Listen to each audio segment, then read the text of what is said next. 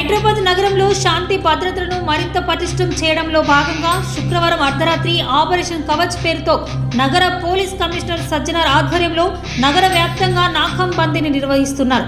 Hyderabad police commissionerate చరిత్రలోనే మునుపెన్నడూ లేని రీతిలో చేపడుతున్న ఈ కార్యక్రమంలో దాదాపు 5,000 మంది పోలీస్ సిబ్బందితో పాటు ఆయన పాల్గొంటున్నారు.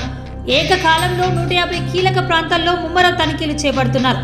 ఈ ప్రత్యేక డ్రైవ్లో law and order, traffic task force విభాగంతో పాటు armed reserve, blue coats, patrolling బృందాలు సంయుక్తంగా పాల్గొంటున్నాయి. ప్రజా భద్రత కోసం చేపట్టిన కార్యక్రమంలో నగర పౌరులందరూ పోలీసులకు పూర్తి సహకారం అందించాలని కమిషనర్ సజ్జనార్ కోరారు. ఎక్కడైనా అనుమానాస్పద కదలికలు గమనిస్తే వెంటనే 100కి సమాచారం అందించాలని తెలిపారు.